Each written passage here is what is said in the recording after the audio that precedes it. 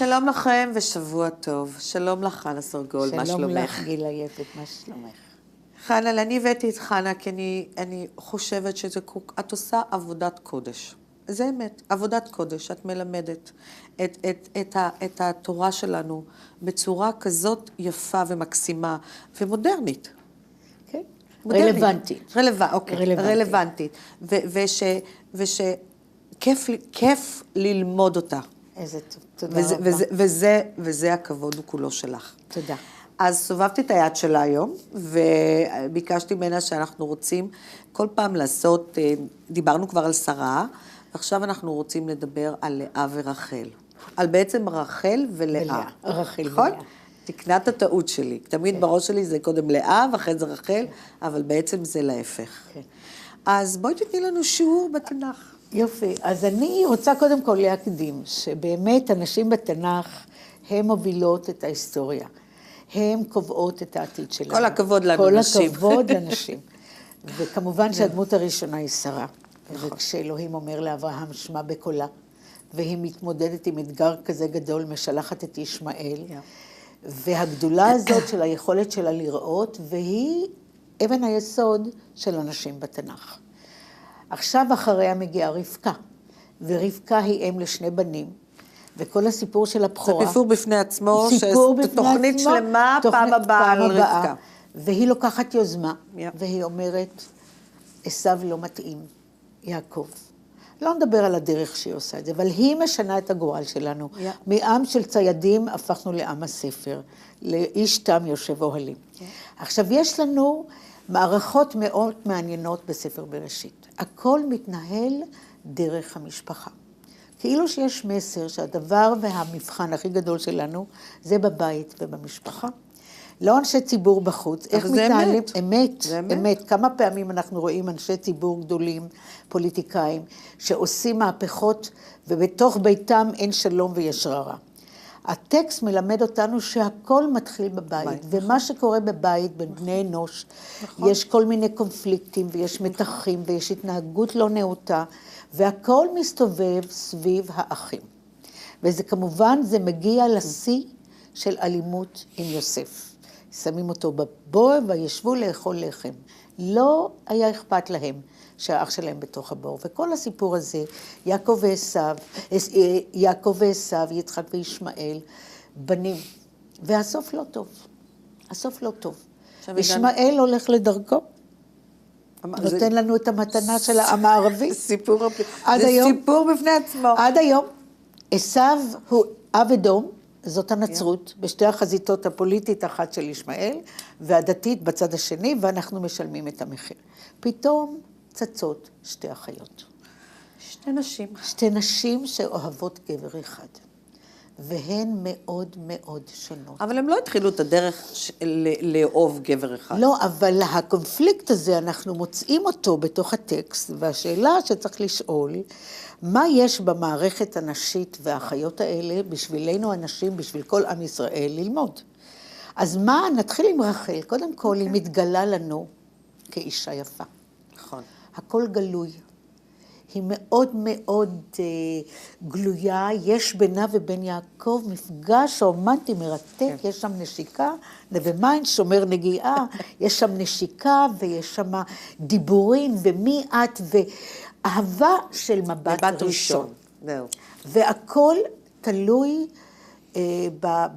בחיצוניות, יש דיבור ויש מגע, ורחל מצטיירת לנו לאט לאט כאישה, מאוד מחוברת לעצמה ולצרכים שלה. היא יודעת בדיוק מה היא רוצה. מוכנה למכור את יעקב בשביל דודאים, הדודאים בשדה של לאה. היא מגלה יוזמה, היא רוצה להיות אימא, וכל הסיפור של ההכרות אצל אנשים בתנ"ך זה מרתק, כי כל הנשים הן הכרות, חוץ מלאה. אלוהים פותח את הרחם שלה. השאלה נשאלת, מדוע כל הנשים הן הכרות? רש"י יש לו פירוש. זאת אומרת כל הנשים מכירות. כל הנשים, שרה הייתה עקרה. אוקיי. ילדה את הבן, את יצחק, והיא נתנה את הגר. אוקיי. רבקה הייתה עקרה, התפללה לאלוהים, יעקב התפלל בשבילה, הייתה צריכה לחכות. אוקיי. יש לנו את רחל שהעקרות שלה הופכת אותה לדמות מאוד מרתקת, כי היא לא יושבת בשקט.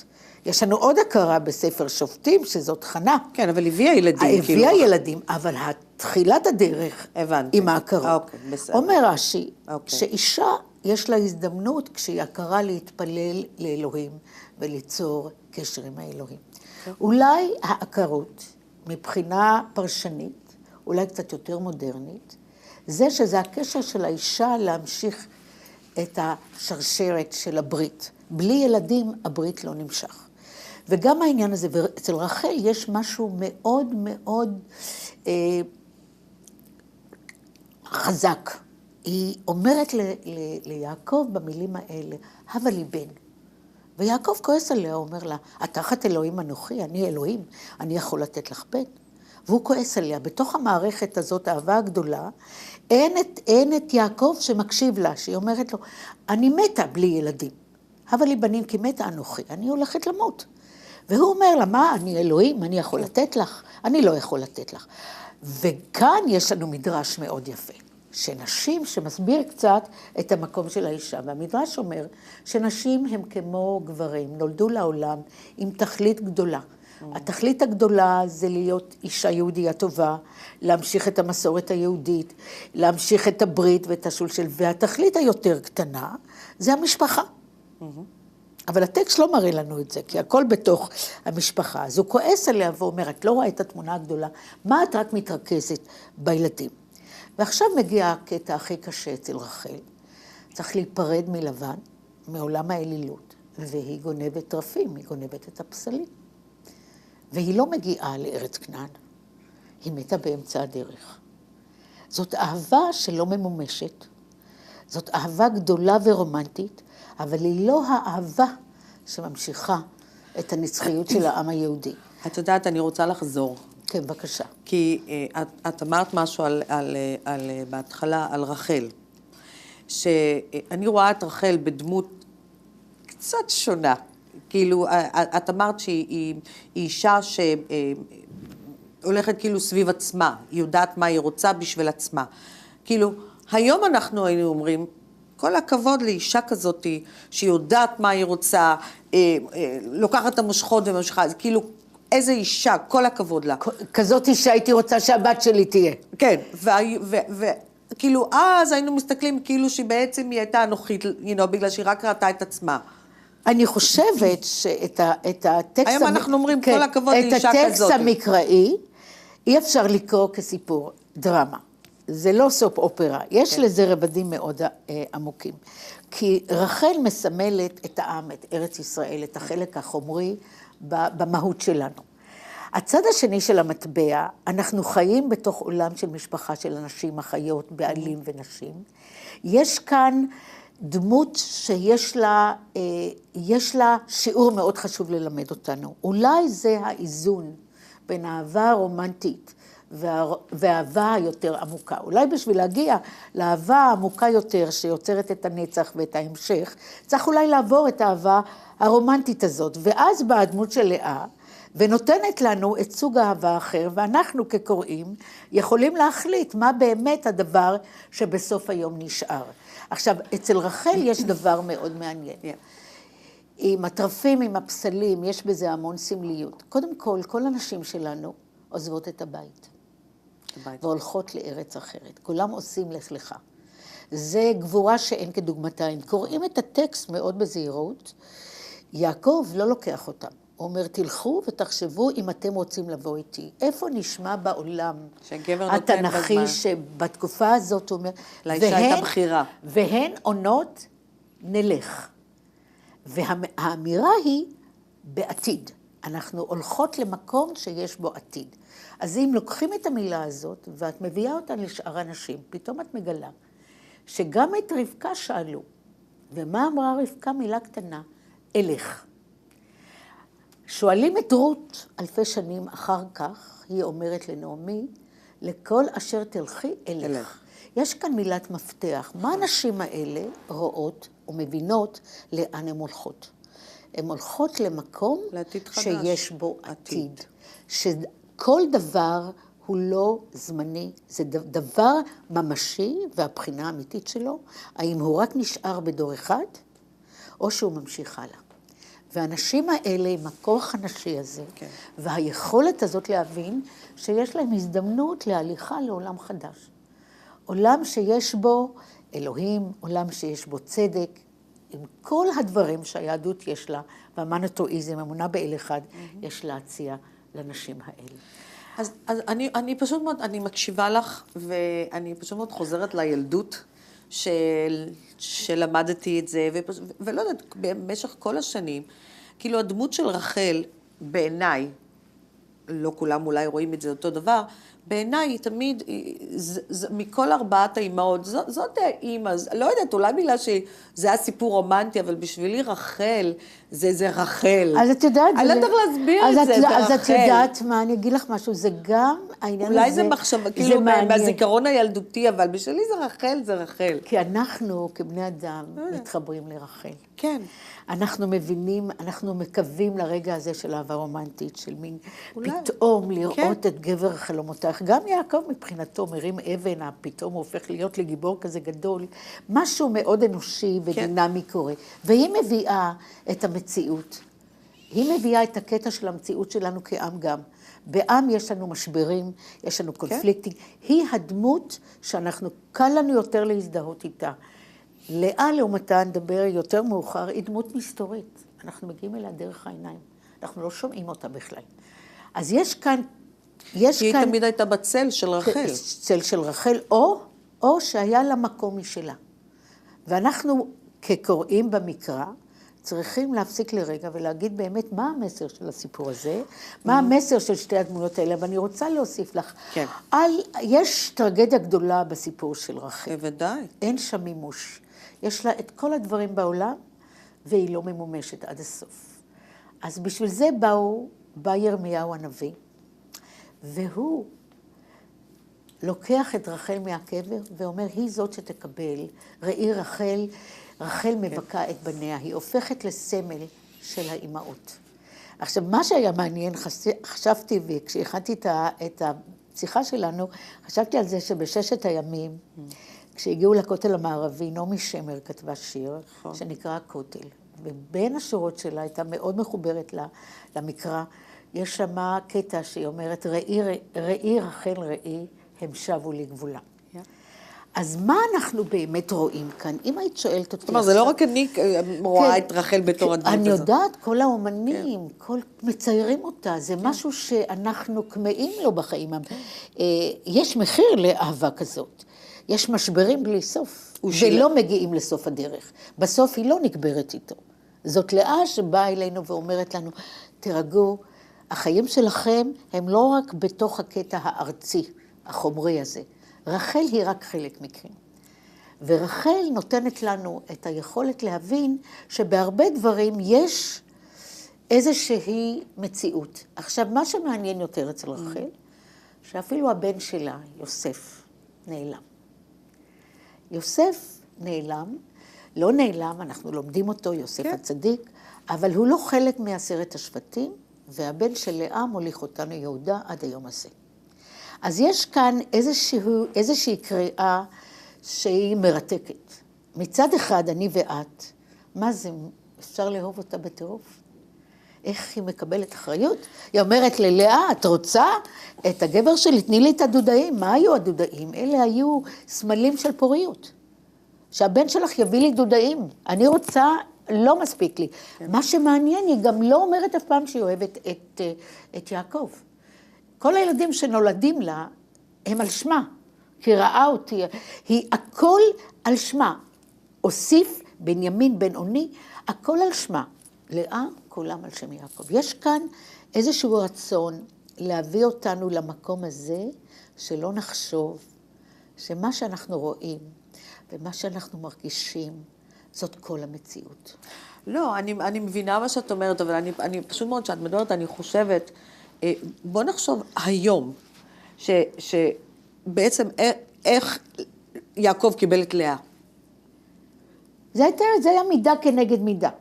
סיבה, זה היה, תראי לך היום, גבר רוצה להתחתן עם רחל, והוא קם בבוקר, הוא רואה את לאה. ואיך הוא אומר, וזה היה, ואנחנו צריך לעבוד עוד 7 שנים, וזה היה, אז מה? אז בואי ניקח למשל את הדוגמה הזאת.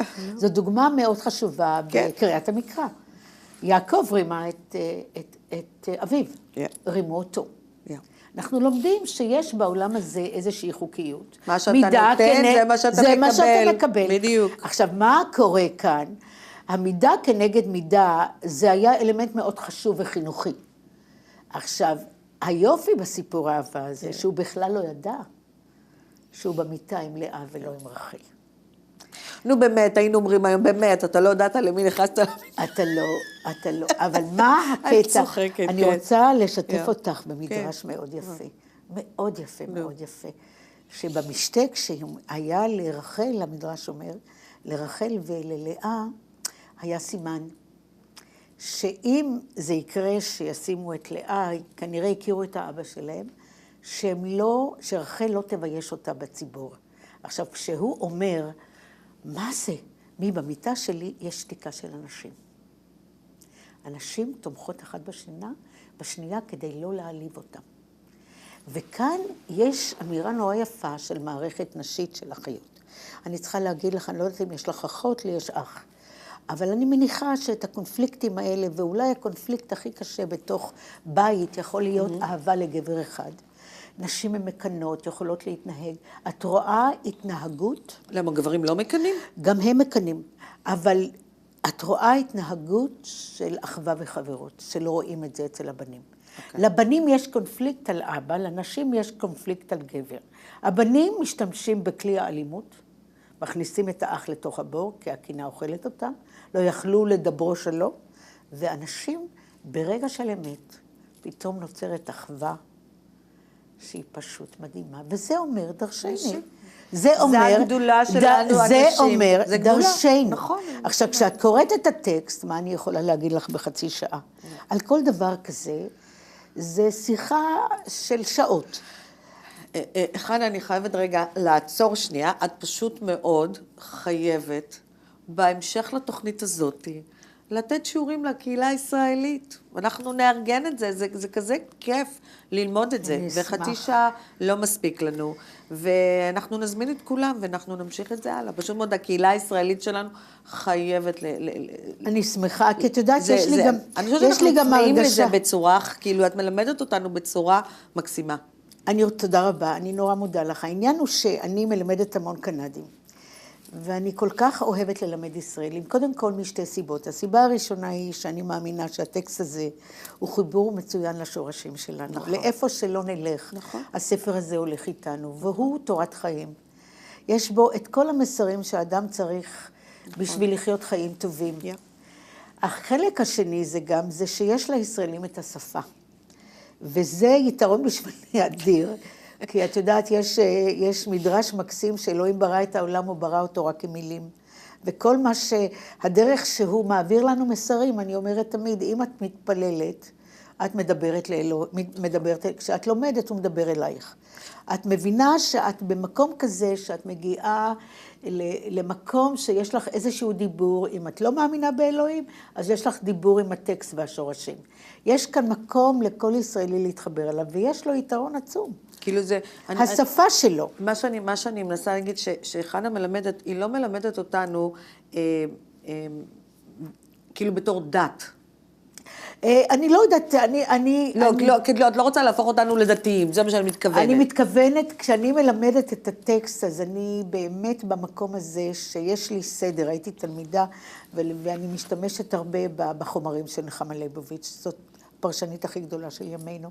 מתחילים בפרשנות הקלאסית, ומשם עוברים לדברים רלוונטיים, לדברים עכשוויים יותר. אמר הרב קוק, שהוא היה הרב הראשון של מדינת ישראל, הוא אומר, לקחת את הישן, לחדש את הישן ולקדש את החדש. את מה שישן, לחדש אותו, לחזור אליו. מתוך המציאות הזאת שאנחנו חיים בה, פתאום יש לנו מלחמות ויש לנו קונפליקטים. כן. להבין מה היה עם ישמעאל, שפתאום יש לנו את המלחמה הקשה הזאת עם השכנים שלנו. מה קרה לנו עם הנצרות, לחזור לאדום, אולי יש שם איזשהו מקום שאפשר להתחיל להבין. אבל זה הדבר שהוא הכי חשוב, כי הספר הזה לא מפסיק לרגע להמשיך את הדרך, עם פרשנות מאוד עכשווית ומעניינת. אנשים בישראל וגם בגולה רואים את הטקסט מתוך הניסיונות חיים שלהם, והכל נמצא שם. אז הייתי רוצה רגע לחזור לרחל, לשנייה אחת. אז מה אני בסוף היום, כשאני חושבת על רחל, אני חושבת על חלק של אישה שקיים בכל אחת מאיתנו. ואולי יש לנו הזדמנות נדירה להבין את עצמנו יותר טוב. כי הטרגדיה של רחל, שעד סוף ימיה לא מגיעה לארץ המובטחת, מתה באמצע הדרך. טוב, לא היה שם... לא היה קבר? לא, אני באתי להגיד, לא היה להם תרופות, לא היה להם רפואות. לא היה להם תרופות, הייתה לידה, כן, והיא לא, אבל בעצם היה משהו סמלי. כאילו את מנסה להגיד שהיא קיבלה עונש, בגלל זה. אני לא מנסה שהיא קיבלה עונש, להפך, אני בכלל מאמינה שיש... אז למה כאילו... מה של סיבה... מישהו העניש אותה שהיא לא הגיעה לארץ ישראל בגלל מעשה? יש תוצאות של מעשים, לא, ההתנהלות שלה, ואם היא משקפת, אני לא אכנס לדברים פוליטיים, אפילו אפשר, יש פרשנים שמשתמשים בזה אפילו בצורה פוליטית. אם אתה רוצה את הארץ המובטחת, אתה צריך להתנהל בדרך מסוימת. אתה צריך, מה זה הברית בין העם ואלוהים? זה באמת חוזה, אתה תעשה את זה, אני אעשה את זה. יש חובות ויש מוכנות. דור המדבר מת במדבר, הוא לא היה מוכן. רחל בדרך שלה, אני כל כך מאושרת שגם נעמי שמר הביאה לנו אותנו בחזרה, וגם הנביא ירמיהו מביא אותה בחזרה. אבל היא מלמדת אותנו שיעור מאוד חשוב, שיש בחיים האלה גבולות לכל דבר. יש גבול לאהבה גדולה. אהבה גדולה זה, אולי במושגים שלנו, היא רק אהבה שממצאת את עצמה בדרך שהיא ממשיכה לדורות הבאים. והיא הופכת להיות חלק מאיתנו. עכשיו, רחל לעולם לא תשכח. אני נסעתי עם הטיול שלי לקבר רחל. אני זוכר איך התרגשתי לפני המון שנים. יש בה את הדבר הזה שאת מדברת עליו. אני יכולה להגיד לך היא המציאות. אני יכולה להגיד לך, בשבילי רחל היא פשוט מאוד בליבי. בשבילי, אני לא יודעת איך להסביר אפילו את זה, זה כאילו רחל, זהו. איזה חלק שלה? ואת יודעת מה? איך אני מרגיש? כאילו, בשבילי רחל, לא חשוב מה היא עשתה, לא חשוב מה היה, אני סולחת לה על הכל. בשבילי, אמא שלי רחל. והיית מגיעה, זה מאוד רגשי, ואת יודעת למה? כן, אני רואה. כי היא מאוד גלויה. כן. כי היא מאוד חומרית. היא גלויה, המעשים שלה, הקול שלה מאוד חזק. איך היא אומרת? אבל היא בנים. מה זה? איך זה אין לי בנים? כי אני רואה אותה בתור אישה חזקה של היום, כי היא אמרה הדברים, אני מסל, היא התנהלה אז כמו היום. היא דרשה מה היא רצתה. שהיא מאוד רלוונטית. היא דרשה מה שהיא רצתה, היא ידעה מה שהיא רצתה, והיא לא פחדה לבקש את זה. אז אולי, מה הטרגדיה לדעתך? אז מה קרה כאן שהיא לא מגיעה לארץ המובטחת? לא, תראי, לא יודעת. אני חושבת שהשבע שנים האלו שהייתה צריכה לחכות, אולי, תראי, אני חושבת, אני שמה את עצמי בתור אישה, שאם אני הייתי צריכה להתחתן, ואחותי לקחה את מקומי, והייתי צריכה לחכות 7 שנים, ולראות איך אחותי עם אהוב ליבי, ואיך אחותי מביאה לו ילדים, באיזשהו מקום זה עושה משהו ללב האישה. אישה הכי מקסימה. אז אני יכולה להפוך את זה למשהו נורא רלוונטי. כן? שיעור רחל, כי אני בקטע השני אדבר על תיקון רחל ועל תיקון לאה. ואז זה לוקח את כל הסיפור הזה למקום אחר לגמרי. אני כאישה מבוגרת, רואה את הסיפור הזה... צעירה ברוחה. כן. רואה את הסיפור הזה כשיעור מאוד חשוב. כשאדם מתאהב ונכנס לאהבה גדולה, והיא הפכה לסמל של האהבות שלנו. היא גם האישה היחידה שבאמת, היא לא אומרת ליעקב, אין שמה היא לא אומרת לו שהיא אוהבת אותו, היא לא מתנהגת כאילו שהיא אוהבת אותו, היא עסוקה במה שהיא צריכה, לעומת לאה. בדיוק הניגוד. מה אני הייתי לוקחת מהדבר הזה? הייתי לוקחת מהדבר הזה שאהבה זה דבר מאוד גדול, ויש כל מיני סוגים של אהבה. זה נכון. ואולי הטקסט שלנו יוצא מגדרו בהתנהגות קשה. כשאם את קוראת את הטקסט בזהירות, את מגלה שהיא גונבת פסלים, וחז"ל עושים לה חסד. אומרים, היא גנבה כי זה היה הסטטוס הגברי בבית, והיא לא הרגישה שזה מגיע ללבן, אז היא לקחה את זה בשביל יעקב. אבל האמת היא שהיא לוקחת, מסתירה איתם תחת הבגדים. וכשהוא מגיע אליה אך לחפש היא גם לא אמרה את האמת. רחל לא, אז בוא נחזור, היא לא הייתה מושלמת. לא, אז בגלל זה אני אומרת. אבל כמו שאמרתי, היא לא הייתה מושלמת, ולא חשוב, אני סולחת לה על הכל. אבל אני רציתי, כדי שנגמור את הקטע הזה. של רחל, של לעבור ללאה.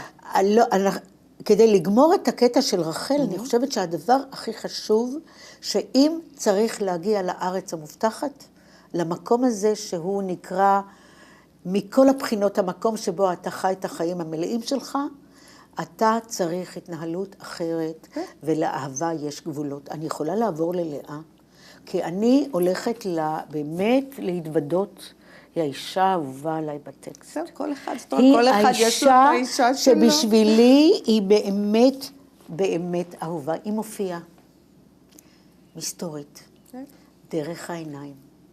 אין דיבורים, אין חיבוקים, אין נשיקות. רק יש לנו אמירה אחת, עיניים רכות. העיניים הם הראי של הנשמה. יש לך כאן אישה שהיא מגלה תכונות שהן פשוט מרגשות. אלוהים פותח לה את הרחם.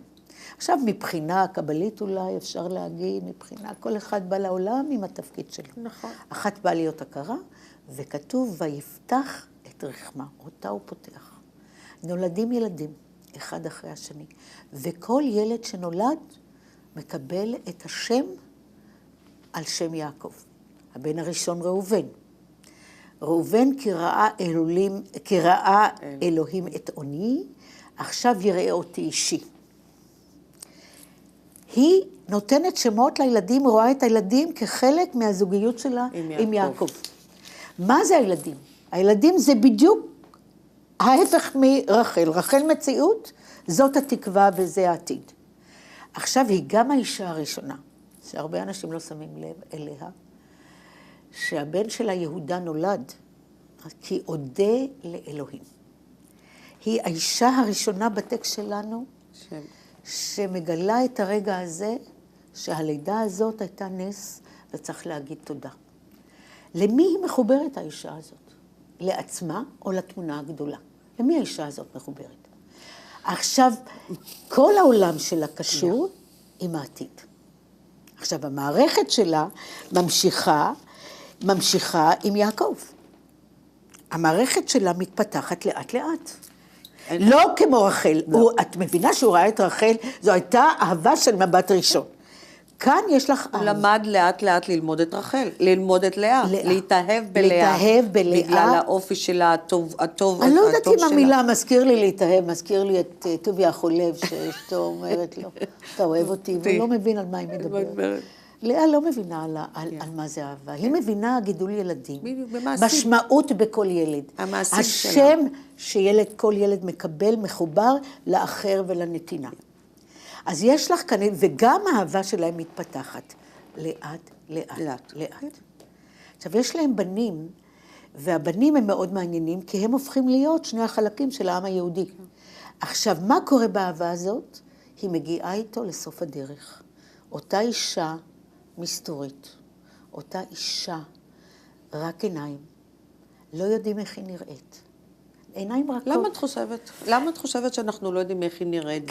כי היא לא מתוארת. את מבינה שאצל רחל יש לך שני תיאורים על המראה שלה. יפת תואר ויפת מראה. שאלו חז"ל מה?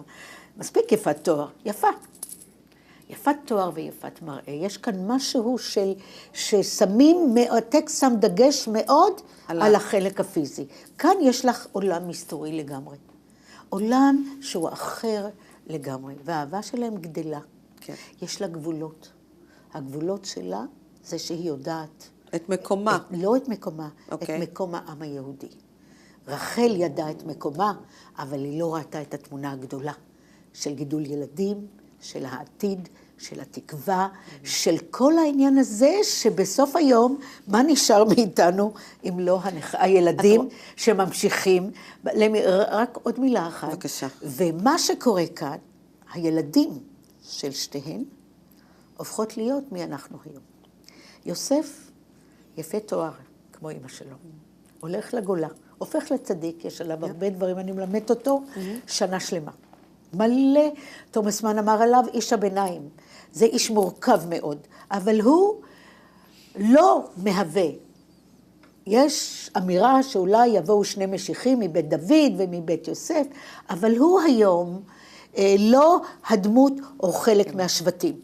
לעומתו, יהודה מוליך אותנו, אנחנו יהודים היום.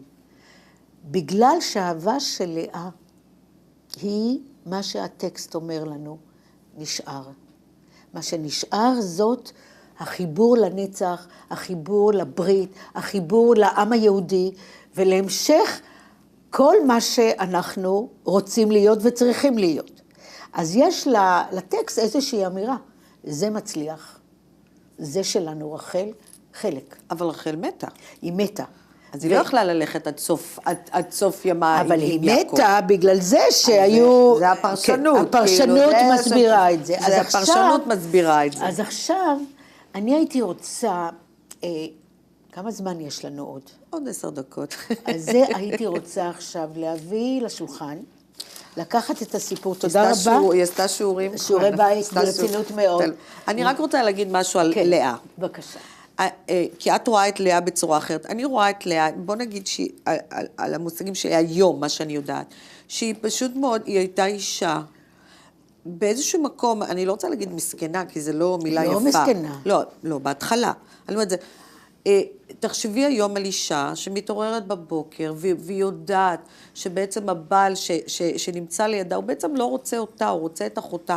זה הרגשה איומה גם לאישה להמשיך, להביא ילדים, ועד האהבה שלהם, היא קוראת אחר כך לאט לאט. אני נורא מקווה שתהיה לנו הזדמנות לדבר בחג פורים על אסתר, ועל אנשים, איך נשים רואים את התמונה הגדולה.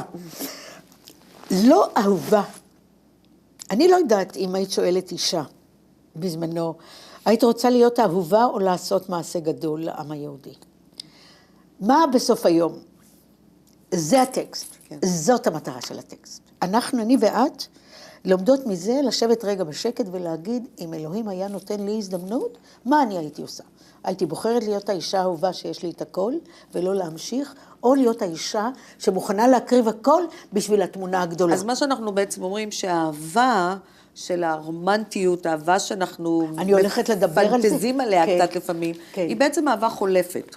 לא רק חולפת, בשביל להגיע לאהבה הגדולה, צריך אולי לעבור את האהבה הרומנטית. אוקיי. עכשיו בואי אני אגיד לך משהו, שלמה אבינר הוא אחד הפרשנים המאוד מעניינים, אני חלוקה ממנו מבחינה פוליטית, אבל האיש יודע טקסט, והוא מדבר על רחל ולאה, ומביא את כל המערכת הזאת לרמה יותר גבוהה, יותר מיסטית, יותר קבלית. אז מה הוא אומר? הוא אומר כך, צריכה להרכיב משקפיים, הוא אומר ככה, רחל ולאה, רחל יפה, כל היופי שלה גלוי, הכל פתוח, היא באה עם הצאן כמו רבקה, יופייה בולט לעין, והקשר של יעקב אליה הוא גלוי וטבעי, הוא נושק לה, מדבר איתה, יש שיחה. השידוך גלוי. לאה נסתרת, מתוארת בעיניה, עיני לאה רכות והיא כולה עיניים. עיניים אפשר לעצום ולא לראות. לא מסופר עליה מהומה. נכנסת לחייו של יעקב בפתאומיות כזאת, ויעקב אינו מדבר אליה אפילו שיחה אחת אין ביניהם. ואינו בוטח ביקורת עליה. הזוהר אומר שרחל זה עולם נגלה, זה המציאות. זה את אוהבת, זה את מבינה, זה את רוצה. עכשיו, לאה זה עולם נסתר לגמרי. עכשיו הוא עובר לשלב יותר גבוה ואומר, רחל היא שורש של המציאות הלאומית שלנו, של הארץ, של המקום הזה שהוא לאומי וחומרי ומציאותי. ורחל הקטנה הזאת, ולאה היא גדולה בגודל הנשמה שלה. לאה שעיניה הרכות הם הראי של הנשמה. ורחל, שהיא המציאות, יש לה משברים, טרגדיות וכאבים. עכשיו, בקבלה יש שני תיקונים. יש תיקון רחל ויש תיקון לאה. כל טקסט שאנחנו נקרא, אחרי שנגמור לדבר על אנשים, אנחנו הולכים למקום אחר לגמרי. כי זה סיפור אחר. תיקון לאה הוא שמח. הנשמה תמיד שמחה. רחל תיקון הוא עצוב, כי במציאות יש הרבה מאוד משברים. נשמה וגוף. רחל, אהבה של יעקב התחילה כאהבה גדולה של שייכות, אבל הנשמה זה מה שנשאר והתמונה הגדולה.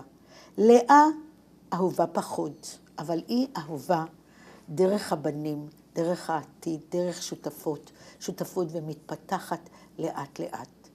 אהבה של רחל באה לסוף. אין לה המשך, ועל זה אני ואת דיברנו. כי מה זה אהבה באמת? לפי הטקסט זה אהבה שיש לה המשכיות, ויותר עליונה. עכשיו, אהבה, וכאן הטקסט, כאן אבינרי, נכנס פנינה ואומר את המילים בצורה הכי ברורה. אהבה זה המשך לדורות. זאת אהבה שנאחזת בנצח. וזה מקור האהבה הפנימי האמיתי.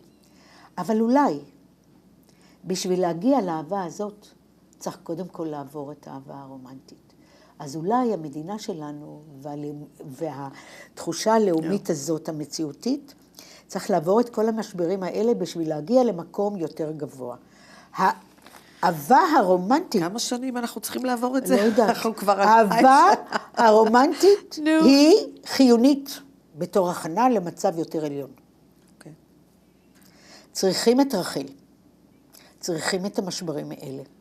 כי המשברים האלה יוצרים אצלנו תהליך של גדילה. אבל זה כמו נישואים, בוא נגיד, אנחנו מתחתנים בהתחלה, מתאהבים בבעל, יש רומנטיות, יש, אתה יודע, כזה כיפי של הנימון ירח הדבש, של שנה, שנתיים, לא יודעת כמה לכל אחד, ואחרי זה, או שההוא הזה, כן. הוא נעלם. נעלם. ואז מתחיל, אם הזוגות ממשיכים להיות ביחד, מתחיל משהו אחר. מתחיל משהו אחר, כן. מתחיל אהבה אחרת, מתחיל שזה יכול להיות בהבנה, בקומיוניקציה, זה יכול להיות, אבל לא משנה מה, אבל זה גודל ונהפך למשהו אחר. עכשיו, אם ניקח את זה מהקטע הזה, תמיד הבעיה שלי... סליחה, הרומנטיקיות לא נשארת לעולם. לא נשארת לעולם. עכשיו, אם אני לוקחת כמורה, Yeah. ואומרת לעצמי, בסוף היום, מה למדתי? מה הייתי צריכה לקחת מהסיפור הזה לחיים שלי?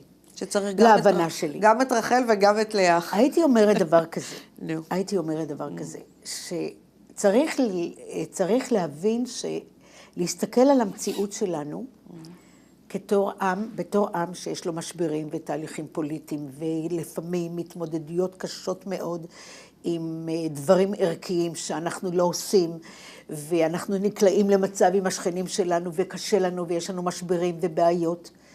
ולהבין שמתוך המשברים האלה יש מקום שצריך להגיע אליו, שהוא גדול יותר. ובשביל להגיע למקום הגדול, צריך לעבור את המשברים של המציאות. היהדות נותנת לנו משהו מאוד מיוחד. אין לנו חיי עולם הבא פתוח בצורה כמו שאצל הנוצרים. לנו יש מציאות. התורה מדברת איך מתנהלים בחיים עם עובדים, עם האישה, עם ילדים, עם עבדים. המציאות הזאת, זה המקום כמו רחל. אני רוצה ילד, אני רוצה לחיות, קשה לי, אני רוצה עכשיו וכאן. אבל אם עוברים את זה בכבוד, כמו שאבינרי אומר, ולומדים מהדברים האלה, אתה מגיע למקום אחר. זה לא אומרת שלא, בגלל זה ירמיהו צדק שהוא הביא לנו אותה בחזרה. היא הייתה חלק מהתהליך. אז לציפור הזה יש כל מיני רבדים. החלק הראשון זה סיפור אנושי. טרגדיה, שתי אחיות, אהבה, אחד אוהבת, אחד צנועה. מה זה להיות אישה צנועה? זה כנראה הדבר הכי נורא בעולם. אבל בזה לא נגמר הסיפור, בעצם כאן רק מתחיל הסיפור. כאן רק מתחיל הסיפור שאנחנו אומרים, אולי את הסיפור הזה, אנחנו תמיד נמצאים בתוך התיקון של רחל ולאה. אז מה התיקון של רחל? לחיות את המציאות, לדעת שלאהבה הזאת יש גבולות, לדעת שיש משברים, ואם אתה לא מתנהל נכון, אתה לא מגיע לארץ המובטחת, אבל אל תדאג, זה חלק של הדרך להגיע למעלה. כי אם היינו מושלמים והיינו מגיעים מיד ללאה, אף אחד לא היה נשאר בחיים. אז לפי מה שאמרת, אנחנו בעצם צריכים גם את רחל וגם את לאה. כן. ולאהוב אותה כשאנחנו צעירים. לאהוב אותה כשאנחנו צעירים, ופתאום יעקב, אני כל כך שמחה בשבילו, יצא מהעול והוא מתאהב. מה זה, יעקב שלנו פתאום מרים אבנים, והוא רץ והוא בוכה. כן, אבל זה לא הסוד. הסוד הוא, תראי, אני רוצה להגיד משהו רלוונטי לטקסט הזה היום, אם הייתי צריכה להביא אותה לשיחה בכיתה, למשל, עם אנשים. אנחנו היום חיים את החיים של רחל, את המציאות הלאומית הקשה שלנו. אנחנו צריכים להתנהל בזהירות. נכון. צריך להתנהל בזהירות. מסכימה איתך. לעשות דברים שעולמים את מי שאנחנו. ברגע שאנחנו הולכים לאיבוד, אנחנו לא מגיעים לתיקון של לאה, שהוא דבר אחר לגמרי. זה לא מי אני, מה אני צריך להיות ואיך אני יכול להגיע. אז זה סיפור של איך אפשר להביא למקום שאדם חושב כך, התורה מדברת בשפת אדם. הוא מדבר אלינו בשפה שאנחנו... נורא שמחתי שאת ככה אהבת את רחל. אהבתי אותה שנים כך. כן. אני גם היום אוהבת אותה. את האמת, אני לא ידעתי אחרת. לא ידעת אחרת. עכשיו, כן. את מבינה שלסיפור המשפחתי והטרגי והקשה הזה. אני כאילו מתחילה לראות את לאה באור אחר. באור אחר. וגם אני אגיד לך יפה על נעמי שמר, למשל, איך הנצחיות הזאת, היא לא נשכחה מאיתנו. העבר ראשונה לא נשכחת. את יודעת כמה עצוב שיעקב מת בפרשת ויחי, והוא זוכר ומתנצל ליוסף על רחל שהוא לא מצא מקום קבורה נאות בשבילה. וזה קורע את הלב. אם היית קוראת אני מתרגשת מהסיפור האנושי הזה, אבל אני חושבת שאולי השיחה שלנו נתנה לנו להבין שהסיפור המקראי הוא פתיחת דלת לתמונה הגדולה שלנו. כי זה לא סיפור שיכול להימשך כל הדורות, אם זה רק היה סיפור על אישה אהובה ושנואה. את זה רואים בטלוויזיה. לא בתורה. אנחנו צריכים גם ללמוד עליה, הזמן שלנו אזל, את מאמינה לי? אני רוצה להגיד לכם שבאמת היא עושה עבודת קודש. אוי, אני מבוכה. אבל זה אמת. אם אתם מעוניינים לשבת ולשמוע הרבה יותר ממנה וללמוד, אנא תהיו בקשר, תרימו לי טלפון, תרימו לה, אנחנו נעשה משהו לקהילה, כי אני מאמינה בקהילה שלנו, יש לנו קהילה מהממת, מקסימה, כמו רחל, אני לא רוצה לשמוע שום דבר לא טוב על הקהילה שלנו, יש לנו קהילה מקסימה. אם נלמד, נגיע ללאה. כן, בדיוק, ואני חושבת שאנחנו כולנו בתור ישראלים צריכים להיות מאוחדים, וכל הכבוד לך, וזה גם יקרה. תודה, תודה, תודה. והיא תחזור אלינו עם סיפורים אחרים של נשים בקהילה. אנחנו מחכים לאסתר המלכה. לאסתר המלכה. אז אני אגיד לכם באמת, תודה רבה לכם שנתתם את זמנכם, תודה לך חנה, מכל הלב. תודה לך. ואני אגיד לכם שלום ולהתראות בשבוע הבא, להתראות.